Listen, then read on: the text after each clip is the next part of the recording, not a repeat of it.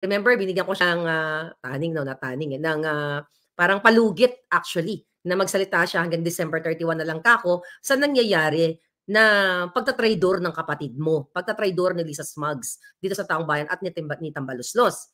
And, itong January na ito, 'di ba, sinabi ko rin pagbigyan pa natin si Senator Amy na magsalita not really laban, magsalita ng katotohanan. Kasi mga palangga, naintindihan natin na mahirap talaga magsalita against sa sarili mong dugo, 'di ba? Siyempre iisipin mo bago ka mag-open ng iyong bibig, hangga't pwede mo i-patch up, ipa-patch up mo. So, the reason why naiintindihan ko si Senator Amy na minsan naiinis din ako sa kanya nga dahil ang tagal niya magsalita. At for sure, kung napapanood niya 'to, maintindihan niya rin ako. Kasi ang una ko kasi nakilala sa pamilya, mga kababayan talaga, si Senator Amy, bago si Marcos, si Kuting actually, 'di ba? Si Kuting. So sinabi ko rin sa inyo sa mga nakaraang vlog ko, kung naka-follow kayo, 2017 ko nakilala si Senator Amy, nasabi ko iba mag-alaga si Senator Amy ng supporters niya, hindi kanya sumasagot naman, galit ako sa ginagawa ng kapatid niya. Kasi alam ko na yung ginagawa ni Marcos Jr. ay ayaw din ni Senator Amy. So nandoon ako sa point na parang, baka ini-etchos lang tayo ni Senator Amy. Kaya nga, ang sinabi ko sa kanya in the past, I still have respect for your father and for you, Senator Amy. But you have to speak up for the Filipino people. Okay? And now, salita na nga siya patungkol dito sa pag-bribe ni Martin Romualdez, ni Tambaluslos, sa mga kongresista, okay, na nagbigay ng 20 million pesos para i-push ang people ng ayuda. Bago pa nagsalita si Senator Amy, mga palangga, at iba pang mga nagsalita, isa ito sa expose ko sa inyo ng December pa lang na nagbayad nga, okay, actually, hindi lang ni Tambaluslos, kundi ni Marcos, ni Kuting Jr. Huwag natin siyang tawaging Marcos Jr., kundi Kuting ng Norte. Okay? So sinabi ko sa inyo na pagdating ng January, talagang ipupush ng mga kongresista, eto na nga, yung mga expose natin, naging balita na. So, I think a week or 2 weeks ago, in-interview din si Amy ni ABS-CBN, di ba? So, in-interview siya doon, kaya nga ano din ako kay Senator Amy, sabi ko, ano ba yan? Sabi ko kay Senator Amy, bakit hindi mo pa idiretso? Hindi mo pa tumbukin? Di ba? Alam mo naman na yung pinsan mo, ayaw mo pang tumbukin, So, nanggigigil ako. So, pinipressure ko siya. Kasi alam ka naman ng Kongreso at Senado na si Romualdez talaga ang nagbigay ng pera galing sa kaba ng bayan. And this is graft and corruption, bribery, at kung ano pang pwedeng ikaso sa hinayupak na pinsan ni Senator Amy. So, dun sa interview na binura ng ABS-CBN, at for sure, inutusan na naman ni Romualdez na burahin yung interview ni Senator Amy. Like few hours ago, in-interview siya. Hinahanap ko, mga palangga, hindi ko makita. So napag-alaman ko, ayon sa aking puting ahas, na inutos na naman ni Romualdez na burahin yung interview ni Senator Amy. Kasi doon, sa interview na yon, binanggit ni Senator Amy na galing talaga, pinangalanan niya na si Speaker Tambaluslos ay nagsuhol o nagbayad, nagbayad ng 20 million pesos per district gamit ang pondo ng gobyerno para pirmahan itong not People's Initiative, kundi initiative ni Lisa, ni Kuting at ni Tambaluslos. Magkakasabwat pala sila, mga palangga. Imagine niyo, grabe, di ba? At ang opisina, sabi ni Senator Amy, ang opisina niya, ni Romualdez, ang nag-alok sa kada distrito. Doon sa interview na binura nila, na may nakita ba kayo? Wala akong makita, hinahanap ko bago ako mag-vlog . So ngayon, ito. Alright. Okay. So ngayon, ang sabi ni Romualdez dyan, ang sagot ni Romualdez, binanggit ni Amy, na galing sa opisina niya, nagmamarites lang daw. At sabi daw, bakit daw nakikialam ang Senado? Kasi tapos na raw yung trabaho. Mag-focus na lang daw ang mga senators sa kanilang mga trabaho. Hindi wag daw pakialaman yung People's Initiative. Di ba? Ang gusto nga ng mga ng mga senators ay maging part sila, di ba? Mag-join sila kung talagang magkaroon ng charter change. Kaso, gusto ni Romualdez sa utos ni Lisa at ni Kuting ay sila lang ang magdedesisyon. Kaya nga ng 20 million each plus 2 million nung Pasko, total of 22 million para makakuha ng mga pirma sa bawat distrito na total of 3%. And pagbayad o bigay o pagsuhol sa mga kababayan natin through ayuda. And again, without explaining to the Filipino people, to the voters, di ba, registered voters kasi dapat ang pumirma noon, di ba? So hindi ina-explica kung ano yung pinirmahan nila, binibigyan ng 100, 500, 2 kilong bigas, something, pambubudol. So I'm so happy, Senator Amy. I'm so grateful na ngayon ay nagsalita ka na straightforward, at salamat dahil nag-initiate ka na iimbestigahan mo at idadrag mo yung si Romualdez na pinsan mo sa Senado para pagpaliwanagin kung bakit ginawa niya yon. Sa hindi nakakaalam, actually, yung hindi nakakaalam, alam ko na tong kwento na ito. Kasi siyempre, matagal na rin naman tayong supporter ng mga Marcos. Yun nga lang, nabudol tayo. Alam nyo, ang demonyo talaga sa pamilyang Marcos, just the Marcos, yung Ferdinand Marcos Sr., ang sumira talaga, sa totoo lang, ay ang pangalang Romualdez. Mga Romualdez. Sa hindi nakakaalam, yung tatay ni Martin Romualdez na traidor sa Marcos Sr. nung sila ay nasa Hawaii pa. Diba? Nung na-exile sila.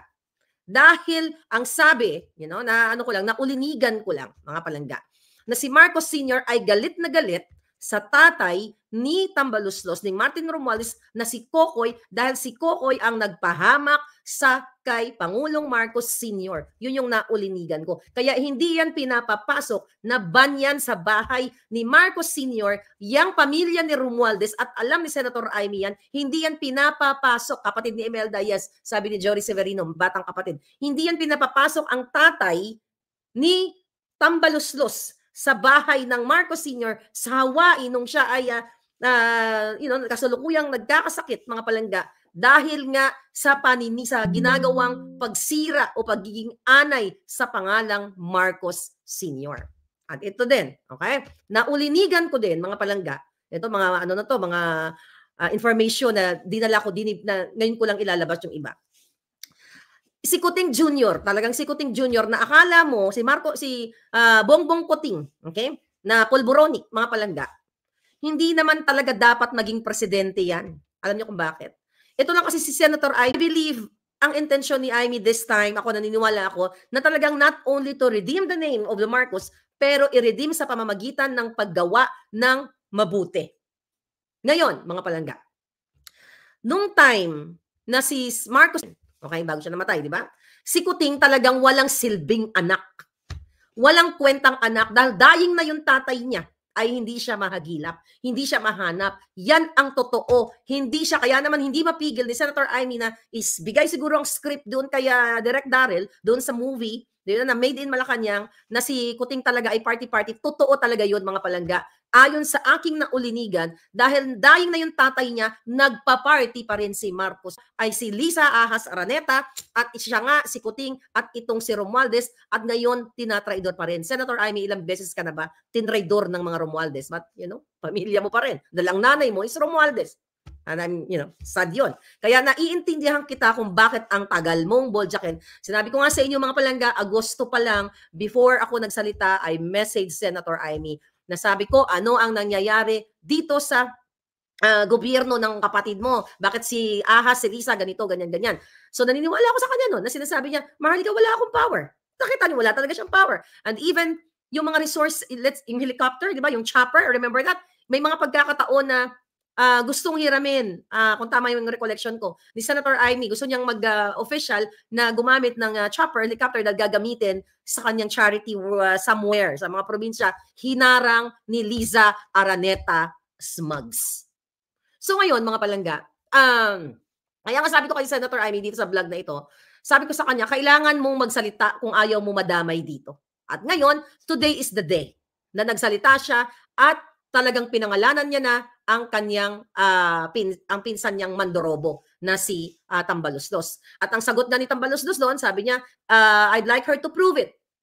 She has the proper means and ways and she can go to whatever court. Comelec, sabi niya, prove it. Kasi maraming marites na lumalabas dyan sa Senate. Lots of speculations. Hindi marites yan. Kasi mismong kongresista ang nagsabi sa akin, December pa lang, na ikaw ka ng Genemisca, Romualdez, Tambaluslos, ang nagbabayad ng bribe at ninanakaw mo sa kaban ng bayan para isuhol ang pera naming lahat, hinayupak ka. Naalala niyo yung 2 bilyon na idononate sa Harvard? Tanginang to.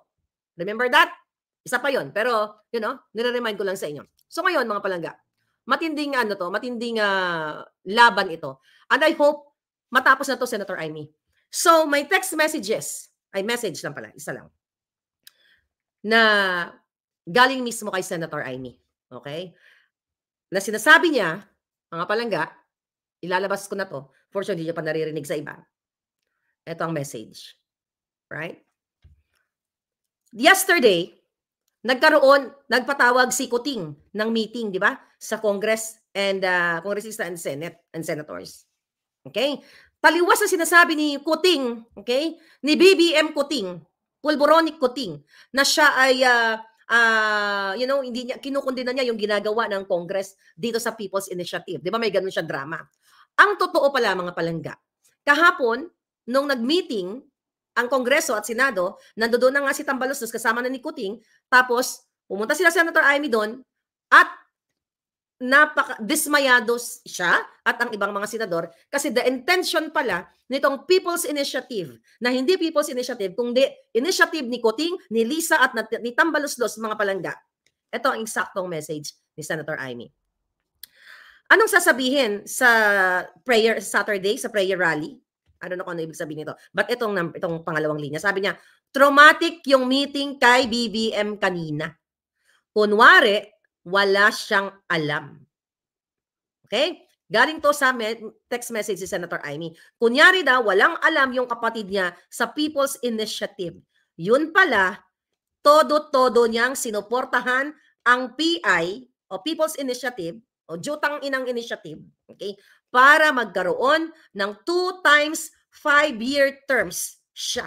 So, coming from Senator Amy sa text messages, dahil siya ay talagang sobrang malungkot, syempre. Dahil pinatawag sila, yung pala, ang nagkukunwari lang si Marcos Jr., si Kuting ninyo, ang presidenteng Pulboronic Kuting, kaya Senator Amy, todo mo na to, na kunyari, wala siyang alam or ayaw niya ng nagkakagulo sa People's Initiative. Yung pala, nag-usap na si Kuting, si Lisa, at si Tambaloslos na i-push ang PI at i-bribe ang mga kongresista, bigyan ng mga 1 kilong bigas, 100 piso ang mga Pilipino para papirmahin din langin. Kasi para magkaroon ng pinangako pala ni Jutang Genemes na Romualdez at ni Lisa As kay Marcos Jr., kay Marcos Pulboronic, ay 2 times 5-year terms. So, 10 taon. So, or more than, at iba pa, sabi pa ni Senator Amy, o mas mahigit pa. Coming to sa statement niya. Sabi niya, Senator Amy, yung issue ng pagbabaliwala sa Senado ay baliwala rin sa kanya. Di ba? Nag-decide ang Kongreso, the lower house, sa House of Representatives, na gusto nilang iwala sa picture itong mga senators.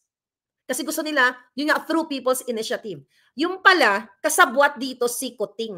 Baliwala rin pala si Marcos Kuting ninyo, binaliwala niya rin yung Senado. Kaya nagagalit ang mga senators kasi gusto nilang iwala sila sa picture. Okay? So, ipapakita ko to sa inyong message after. Okay? Sabi niya, baliwala rin sa kanya, wala siyang pakialam sa batas. Sabi ni Senator Amy, yung kapatid niyang si BBM Kuting ninyo, Pulboronic Kuting, wala siyang pakialam sa batas at payag pala siya kina Martin, okay, at sa PI na magpapanatili sa kanya sa posisyon ng 10 taon at mahigit pa. Nakakahiya. Sabi niya, kung ano ang binatikos sa ama ko, mas malala pa ang gagawin niya. Traidor siya sa konstitusyon, traidor siya sa bayan, traidor siya sa aming pamilya, hindi ko na siya kilala. Higit hindi siya maaaring anak ng ama ko. Statement of Senator Amy. And here, mga palangga, ayan po, ayan yung message. Okay? Ayan. And then, ito. Alright? Ayan, screenshot it. Oh, screenshot nyo.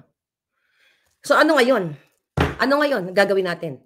Kung mismo ang presidential sister, okay, na sumuporta kay Kuting, ay nabudol din.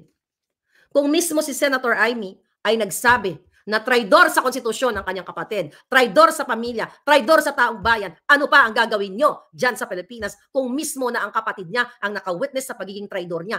By just that message, impeachable yan. Pero matagal ang proseso ng impeachment dahil nga andyan si Tambaloslos, mga palangga, Ano pa ang inaantay ninyo? Mag-action kayo. Si Senator Villanueva, nakita ko, nagwawala-wala. Itodo nyo na yung pagwawala ninyo. Ipaglaban nyo ng totoo ang bayan. Kung gusto nyong mawala ito, dahil si Marcos, si Kuting, hindi ko siya matawag na Marcos Jr., dapat sa kanya Polboronic Kuting. Ferdinand Marcos Polboronic Kuting. Ano pang ginagawa ng mga tao sa Pilipinas na may kapangyarihan na ang mismo si Senator Amy ay nagsabi na siya ay traidor sa pamilya, traidor sa bayan, traidor sa konstitusyon. Papayag ba kayo na magkaroon ng presidenteng traidor dahil hindi naman siya ang nagpapatakbo sa Pilipinas? The fact na sinabi doon sa message na ipinangako sa kanya ni Tambaloslos ng kanyang pinsan na mananatili siya sa pwesto ng 10 taon o mahigit pa, mga palangga. Kaya suportahan natin si Senator Amy dun sa next week, yung January 30th, mga palangga. January 30th yung kanilang hearing. Okay? So ngayon, ang sinasabi ni Senator Amy na nag-worry siya kasi tinatakot itong mga magtitistigo. Okay? Yung mga magtitistigo natatakot doon sa Senate. Di ba? Yung mga pumirma, yung kinukuha nila ng testigo dahil tinatakot ayon sa mga nakalap nilang impormasyon, alright, na may na may senador. Nabanggit ko ba yon? Anyway, may nag-message kay Senator Amy na nanganganib ang buhay niya kasi gusto siyang gurgurin. I don't think, may nagko-comment, hindi palabas lang yan. I don't think na magsasalita si Senator Amy laban sa pinsan niya at magte-text message siya sa pagdismaya niya sa kapatid niya. Dito sa group message na ito, mga palangga. Kung hindi yun ang nararamdaman niya, ano yun? Senador siya? Magsasalita siya against sa kanyang pinsan at kanyang kapatid kung hindi na siya sukang-suka. Kasi siya ay binudol din. Senator Amy, kung ganito, ikaw mismo, bilis-bilisan na natin. Wala nang puwang ang kapatid mo. Dahil hindi ka lang, coming from your statement, hindi lang ang pamilya mo ang binudol. Okay lang kung pamilya mo binudol niya, that's okay. Ang mga pamilya nagkakabudulan talaga. Pero ang binudol niya 110 million or so Filipinos. Okay? Sabi ni Ford, 2.0 Senator Amy, tapat-tapat sa umpisa para mahalin ng bayan, pero sa huli, bahag naman ang buntot, plastic yan, sabi ni Ford. Mga palangga, you are here para subaybayan siya. Like you, ako, inaano ko rin siya. Kinag-criticize ko rin siya. Pero para sa akin, yung, i-pinpoint niya. Kasi ito yung hiningi ko sa kanya eh. Sabi ko, huwag ka nang paligoy-ligoy pa. Huwag yung ano ba yan? Ganyan. Di ba? Dati ganun siya. Huwag mo na kako ganyan. Diretso mo na si Martin Romualdez ang may pakana ng 20 million na pagbabribe sa mga kongresista. Kasi, actually, yung nag-inform sa akin, kongresista din eh.